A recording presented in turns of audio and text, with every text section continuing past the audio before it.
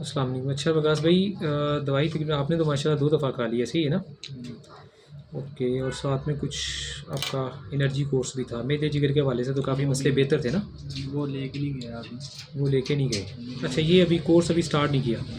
तो पहली दफ़ा जब आए थे तो काफ़ी मसले आपके 15 साल से खाना हज़म नहीं होता था, वो चीज़ें बेहतर थी, ऐसे ही है ना? पर वो दूसरी दफ़ा खाने से अब क्या कंडीशन और तबीयत और सेहत चल रही है आपकी? सब जो है ना वो पहले से जो है ना वो दवाई का दफ़ा नुकसान हुआ है पहले से कैसे?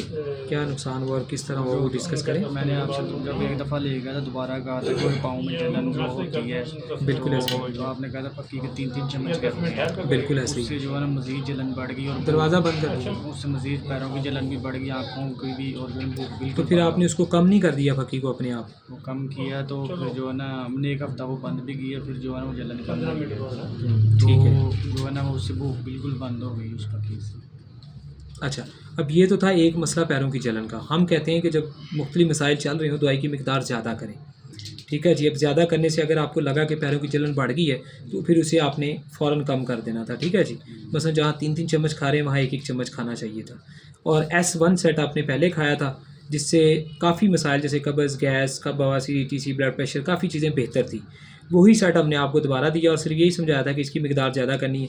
लेकिन ज़्यादा करने से एक प्रॉब्लम जो आप कह रहे हैं कि पाँव की जलन वो बढ़ गई, फिर आपने हफ्ता पक्की बंद की है तो पाँव की जलन फिर कम हो गई है। ठीक है। उसके बाद दोबारा दवाई शुरू की आपने?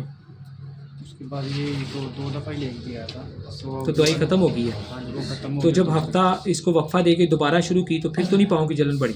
नहीं, फिर इतनी जलन बढ़ी, पर वो जलन पहले भी थी ना, आपने कहा था 3 चम्मच खाएं फिर जलन कम हो जाएगी। हाँ, हमारा ये होता है कि इन्फेक्शन जल्दी से खारिज होगा तो जलन कम हो जाएगी। वो और मज़ीद बढ़ गई थी तो बढ़ने पे तो आपने दवाई कम कर छोड़ दी, फिर हफ्ते बाद दोबारा शुरू की तो फिर दवाई अब आपने मुकम्मल खा भी ली दूसरी दफ़ा और दवाई ख़त्म भी होगी।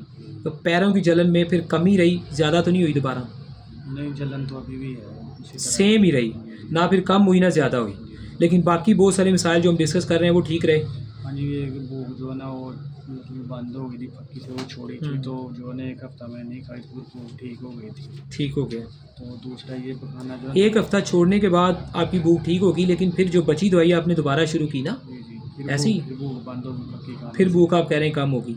अब दो चीज़ें, भूख में कमी आई और पाँव की जलन वैसे रही, बाकी कब्ज़ बेहतर रही, बवासीर बेहतर रही। वो 2 कैप्सूल खाने से खाना खुल के आता है, तो वैसे जो है ना मरोड़ की सूरत में थोड़ा थोड़ा करके खुल के नहीं, नहीं आता। 2 खाने से आ रहा है तो अच्छी बात है, यानी कि निज़ाम चल रहा है। और आपकी निज़ाम की खराबियाँ 15 साल पुरानी थी। जी जी। अगर एक की बजाय 2 कब्ज़ कैप्सूल भी काम कर रहे हैं तो वेरी गुड। ठीक है जी। हमने फिर ये देखना है कि 2 चीज़ें जो नहीं सेट हुई, ज़ाहिर बात है 2 दफ़ा दवाई खाई है, उसके लिए हम मज़ीद अपनी दवाइयों में जो बेहतरी है वो कर देंगे।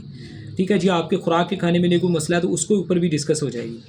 लेकिन ये देखना है कि बाकी जो चीज़ें थी 15 साल से जो मैदे के मसाइल चल रहे थे, ठीक है, उनके अंदर तो बेहतरी रही, हाँ, कुछ बेहतर है, खाना हज़म नहीं होता था वो भी अभी इसी तरह है, ज़्यादा कोई फ़र्क नहीं पड़ा। ज़्यादा। लेकिन उसमें जब दवाई अच्छी तरह खा रहे हैं या 3 टाइम खा रहे हैं फिर तो लगता है कि खाना हज़म हो जाता है। हाँ, तो 5-10% फ़र्क है, वो ज़्यादा नहीं हाजमे में भी। हम भी कहेंगे 100% तो हो भी नहीं सकता, ज़ाहिर बात इलाज चल रहा है ना। जी। तो अब इसी तरह ब्लड प्रेशर लो हुआ या ब्लड प्रेशर शुगर लो को चेक किया आपने? हाँ जी, किया था। कितनी कितनी आई थी?